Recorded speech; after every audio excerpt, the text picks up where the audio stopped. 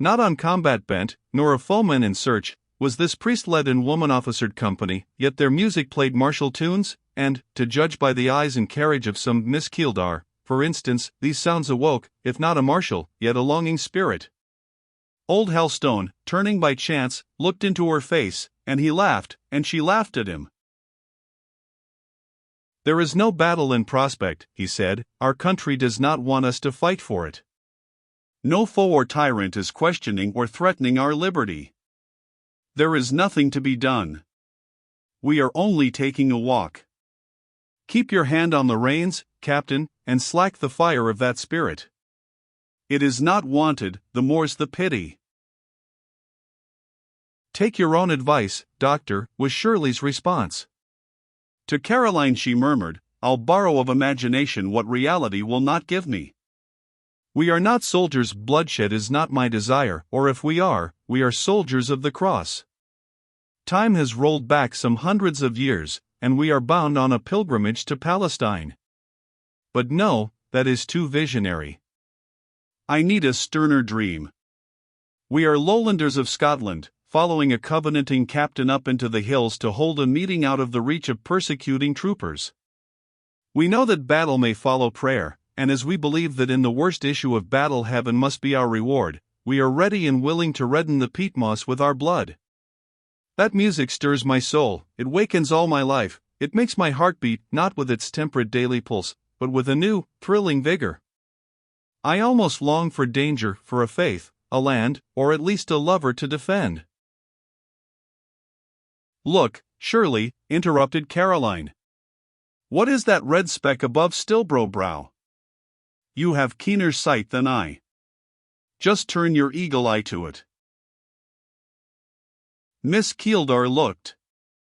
"I see," she said, then added presently, "there is a line of red."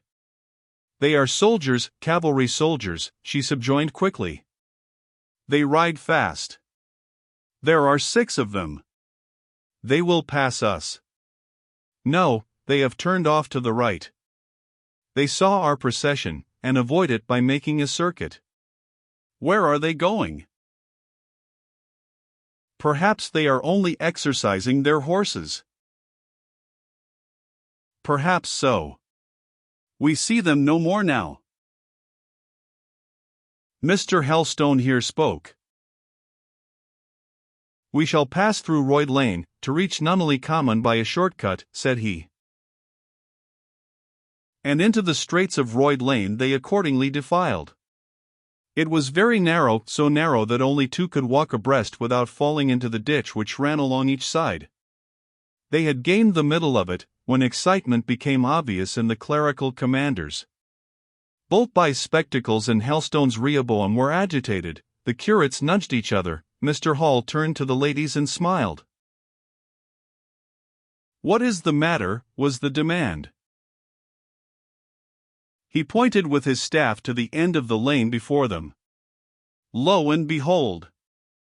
Another, an opposition, procession was there entering, headed also by men in black, and followed also, as they could now hear, by music. "Is it our double?" asked Shirley, "our manifold wraith? Here is a card turned up." "If you wanted a battle, you are likely to get one, at least of looks," whispered Caroline, laughing. "They shall not pass us," cried the curates unanimously, "will not give way."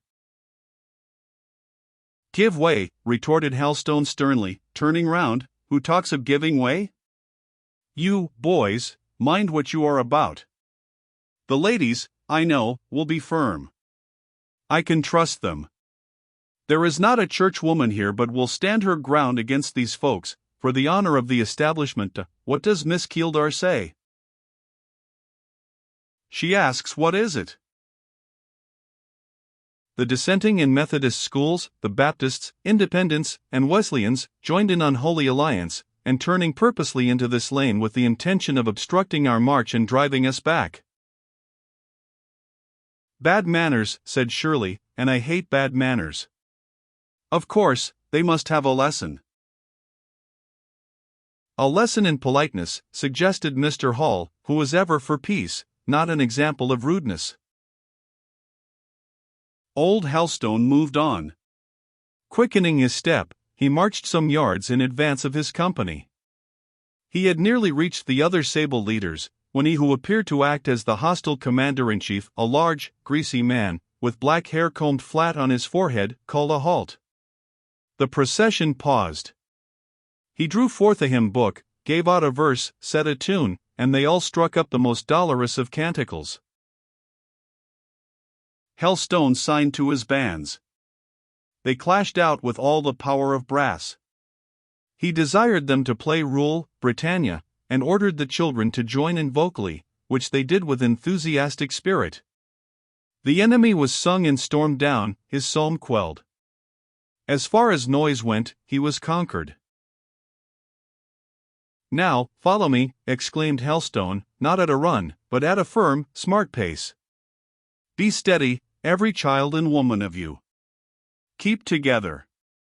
Hold on by each other's skirts, if necessary." And he strode on with such a determined and deliberate gait, and was, besides, so well seconded by his scholars and teachers, who did exactly as he told them, neither running nor faltering, but marching with cool, solid impetus of the curates, too, being compelled to do the same, as they were between two fires, Helstone and Miss Keeldar, both of whom watched any deviation with lynx-eyed vigilance, and were ready, the one with his cane, the other with her parasol, to rebuke the slightest breach of orders, the least independent or irregular demonstration, that the body of dissenters were first amazed, then alarmed, then borne down and pressed back, and at last forced to turn tail and leave the outlet from Royd Lane free.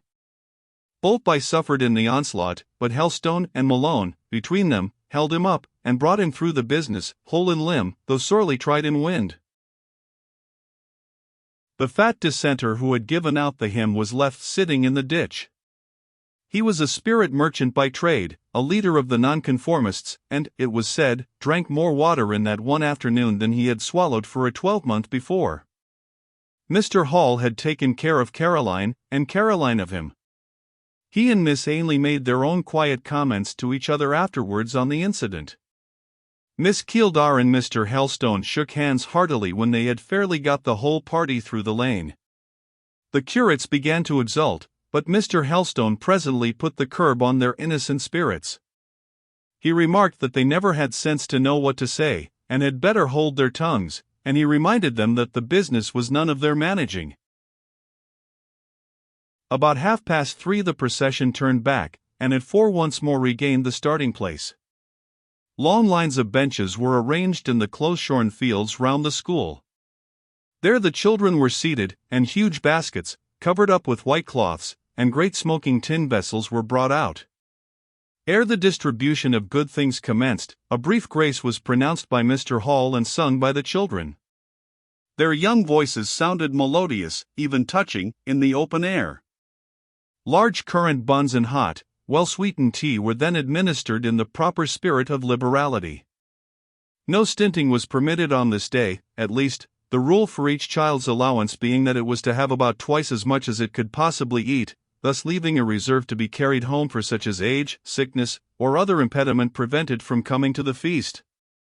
Buns and beer circulated, meantime, amongst the musicians and church singers. Afterwards the benches were removed, and they were left to unbend their spirits in licensed play. A bell summoned the teachers, patrons, and patronesses to the schoolroom. Miss Keeldar, Miss Helstone, and many other ladies were already there, glancing over the arrangement of their separate trays and tables. Most of the female servants of the neighborhood, together with the clerks, the singers, and the musicians' wives, had been pressed into the service of the day as waiters. Each vied with the other in smartness and daintiness of dress, and many handsome forms were seen amongst the younger ones. About 60 were cutting bread and butter, another 60 supplying hot water, brought from the coppers of the rector's kitchen. The profusion of flowers and evergreens decorating the white walls, the show of silver teapots and bright porcelain on the tables, the active figures, blithe faces, gay dresses flitting about everywhere, formed altogether a refreshing and lively spectacle. Everybody talked, not very loudly, but merrily, and the canary birds sang shrill in their high-hung cages. Caroline, as the rector's niece, took her place at one of the 3 first tables, Mrs. Boltby and Margaret Hall officiated at the others. At these tables the elite of the company were to be entertained, strict rules of equality not being more in fashion at Briarfield than elsewhere. Miss Helstone removed her bonnet and scarf, that she might be less oppressed with the heat. Her long curls, falling on her neck, served almost in place of a veil, and for the rest, her muslin dress was fashioned modestly as a nun's robe, enabling her thus to dispense with the encumbrance of a shawl. The room was filling. Mr. Hall had taken his post beside Caroline, who now, as she rearranged the cups and spoons before her, whispered to him in a low voice remarks on the events of the day. He looked a little grave about what had taken place in Royd Lane, and she tried to smile him out of his seriousness. Miss Keeldar sat near, for a wonder, neither laughing nor talking, on the contrary, very still, and gazing round her vigilantly. She seemed afraid lest some intruder should take a seat she apparently wished to reserve next her own. Ever and anon she spread her satin dress over an undue portion of the bench, or laid her gloves or her embroidered handkerchief upon it. Caroline noticed this manège at last, and asked her what friend she expected. Shirley bent towards her, almost touched her ear with her rosy lips, and whispered with a musical softness that often characterized her tones when what she said tended even remotely to stir some sweet secret source of feeling in her heart, "I expect Mr. Moore. I saw him last night, and I made him promise to come with his sister, and to sit at our table. He won't fail me, I feel certain, but I apprehend his coming too late, and being separated from us. Here is a fresh batch arriving, every place will be taken. Provoking! In fact, Mr. Wynne the magistrate, his wife, his son, and his 2 daughters now entered in high state.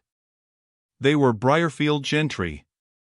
Of course their place was at the first table, and being conducted thither, they filled up the whole remaining space. For Miss Keeldar's comfort, Mr. Sam Wynne inducted himself into the very vacancy she had kept for Moore, planting himself solidly on her gown, her gloves, and her handkerchief. Mr. Sam was one of the objects of her aversion, and the more so because he showed serious symptoms of an aim at her hand. The old gentleman, too, had publicly declared that the Field Head estate and the D. Walden estate were delightfully contagious, a malapropism which rumor had not failed to repeat to Shirley. Caroline's ears yet rung with that thrilling whisper, "I expect Mr. Moore," her heart yet beat and her cheek yet glowed with it, when a note from the organ pealed above the confused hum of the place. Dr. Boltby, Mr. Helstone, and Mr. Hall rose, so did all present, and grace was sung to the accompaniment of the music, and then tea began.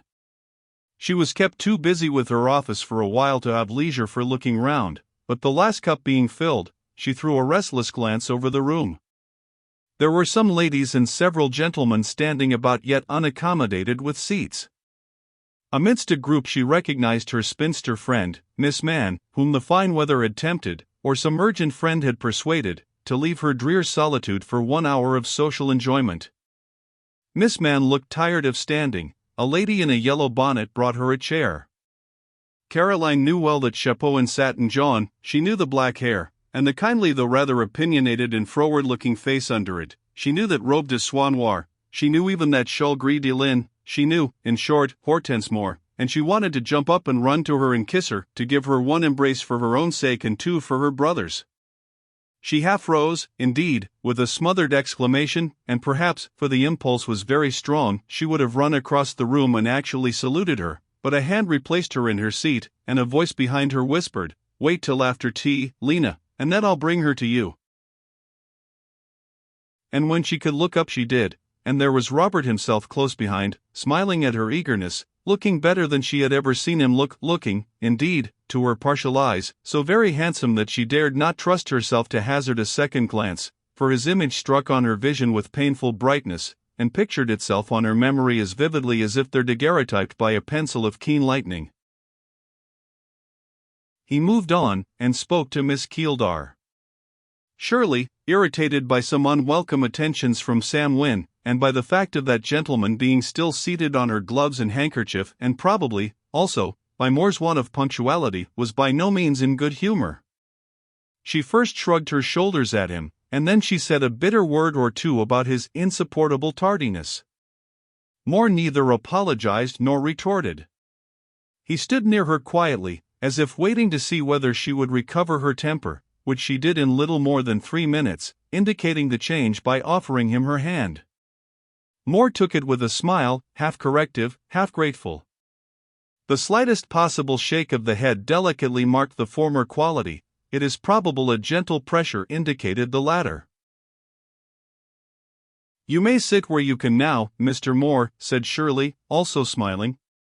"You see there is not an inch of room for you here, but I discern plenty of space at Mrs. Boltby's table, between Miss Armitage and Miss Birtwistle. Go! John Sykes will be your vis-a-vis, and you will sit with your back towards us." Moore, however, preferred lingering about where he was. He now and then took a turn down the long room, pausing in his walk to interchange greetings with other gentlemen in his own placeless predicament, but still he came back to the magnet, Shirley, bringing with him, each time he returned, observations it was necessary to whisper in her ear. Meantime poor Sam Wynne looked far from comfortable. His fair neighbor, judging from her movements, appeared in a mood the most unquiet and unaccommodating. She would not sit still 2 seconds. She was hot, she fanned herself, complained of want of air and space. She remarked that, in her opinion, when people had finished their tea they ought to leave the tables, and announced distinctly that she expected to faint if the present state of things continued. Mr. Sam offered to accompany her into the open air, just the way to give her her death of cold, she alleged. In short, his post became untenable, and having swallowed his quantum of tea, he judged it expedient to evacuate. Moore should have been at hand, whereas he was quite at the other extremity of the room, deep in conference with Christopher Sykes. A large corn factor, Timothy Ramsden, Esq., happened to be nearer, and feeling himself tired of standing, he advanced to fill the vacant seat. Shirley's expedients did not fail her. A sweep of her scarf upset her teacup, its contents were shared between the bench and her own satin dress. Of course, it became necessary to call a waiter to remedy the mischief. Mr. Ramsden, a stout, puffy gentleman, as large in person as he was in property, held aloof from the consequent commotion. Shirley, usually almost culpably indifferent to slight accidents affecting dress, etc., now made a commotion that might have become the most delicate and nervous of her sex. Mr. Ramsden opened his mouth, withdrew slowly, and, as Miss Keeldar again intimated her intention to give way and swoon on the spot, he turned on his heel, and beat a heavy retreat. Moore at last returned. Calmly surveying the bustle, and somewhat quizzically scanning Shirley's enigmatical-looking countenance, he remarked that in truth this was the hottest end of the room, that he found a climate there calculated to agree with none but cool temperaments like his own, and putting the waiters, the napkins, the satin robe, the whole turmoil, in short, to one side, he installed himself where destiny evidently decreed he should sit. Shirley subsided, her features altered their lines, the raised knit brow and inexplicable curve of the mouth became straight again, wilfulness and roguery gave place to other expressions, and all the angular movements with which she had vexed the soul of Sam Wynne were conjured to rest as by a charm. Still no gracious glance was cast on Moore. On the contrary, he was accused of giving her a world of trouble, and roundly charged with being the cause of depriving her of the esteem of Mr. Ramsden and the invaluable friendship of Mr. Samuel Wynne. "Wouldn't have offended either gentleman for the world," she averred. "I have always been accustomed to treat both with the most respectful consideration, and they're, owing to you, how they have been used. I shall not be happy till I have made it up. I never am happy till I am friends with my neighbors. So tomorrow I must make a pilgrimage to Royd Cornmill, soothe the miller, and praise the grain, and next day I must call at De Walden, where I hate to go, and carry in my reticule half an oatcake to give to Mr. Sam's favorite pointers. You know the surest path to the heart of each swain, I doubt not," said Moore quietly. He looked very content to have at last secured his present place, but he made no fine speech expressive of gratification, and offered no apology for the trouble he had given. His phlegm became him wonderfully. It made him look handsomer, he was so composed, it made his visage pleasant, it was so peace-restoring.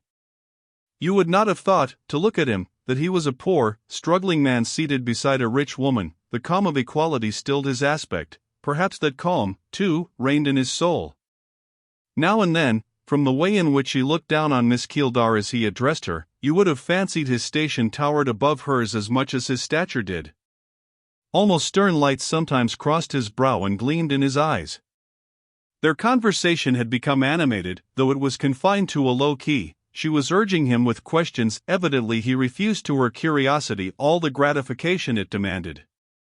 She sought his eye once with hers. You read, in its soft yet eager expression, that it solicited clearer replies. Moore smiled pleasantly, but his lips continued sealed. Then she was piqued, and turned away, but he recalled her attention in 2 minutes. He seemed making promises, which he soothed her into accepting in lieu of information. It appeared that the heat of the room did not suit Miss Helstone. She grew paler and paler as the process of tea-making was protracted. The moment thanks were returned she quitted the table, and hastened to follow her cousin Hortense, who, with Miss Mann, had already sought the open air. Robert Moore had risen when she did. Perhaps he meant to speak to her, but there was yet a parting word to exchange with Miss Keeldar, and while it was being uttered Caroline had vanished. Hortense received her former pupil with a demeanor of more dignity than warmth. She had been seriously offended by Mr. Helstone's proceedings, and had all along considered Caroline to blame in obeying her uncle too literally. "You are a very great stranger," she said austerely, as her pupil held and pressed her hand. The pupil knew her too well to remonstrate or complain of coldness. She let the punctilious whim pass, sure that her natural bond, I use this French word because it expresses just what I mean, neither goodness nor good nature, but something between the two, would presently get the upper hand. It did. Hortense had no sooner examined her face well, and observed the change its somewhat wasted features betrayed, than her mien softened. Kissing her on both cheeks, she asked anxiously after her health. Caroline answered gaily. It would, however, have been her lot to undergo a long cross-examination, followed by an endless lecture on this head, had not Miss Mann called off the attention of the questioner by requesting to be conducted home. The poor invalid was already fatigued. Her weariness made her cross, too cross almost to speak to Caroline, and besides, that young person's white dress and lively look were displeasing in the eyes of Miss Mann. The everyday garb of brown stuff or grey gingham, and the everyday air of melancholy, suited the solitary spinster better. She would hardly know her young friend tonight, and quitted her with a cool nod. Hortense having promised to accompany her home, they departed together. Caroline now looked round for Shirley. She saw the rainbow scarf and purple dress in the center of a throng of ladies, all well known to herself, but all of the order whom she systematically avoided whenever avoidance was possible. Shyer at some moments than at others, she felt just now no courage at all to join this company. She could not, however, stand alone where all others went in pairs or parties, so she approached a group of her own scholars, great girls, or rather young women, who were standing watching some hundreds of the younger children playing at blindman's buff. Miss Helstone knew these girls liked her, yet she was shy even with them out of school. They were not more in awe of her than she of them. She drew near them now, rather to find protection in their company than to patronize them with her presence. By some instinct they knew her weakness, and with natural politeness they respected it. Her knowledge commanded their esteem when she taught them, her gentleness attracted their regard, and because she was what they considered wise and good when on duty, they kindly overlooked her evident timidity when off. They did not take advantage of it. Peasant girls as they were, they had too much of our own English sensibility to be guilty of the coarse error. They stood round her still, civil, friendly, receiving her slight smiles and rather hurried efforts to converse with a good feeling and good breeding, the last quality being the result of the first, which soon set her at her ease. Mr. Sam Wynne coming up with great haste, to insist on the elder girls joining in the game as well as the younger ones, Caroline was again left alone. She was meditating a quiet retreat to the house, when Shirley, perceiving from afar her isolation, hastened to her side. Let us go to the top of the fields, she said. I know you don't like crowds, Caroline. But it will be depriving you of a pleasure, Shirley, to take you from all these fine people, who court your society so assiduously, and to whom you can, without art or effort, make yourself so pleasant.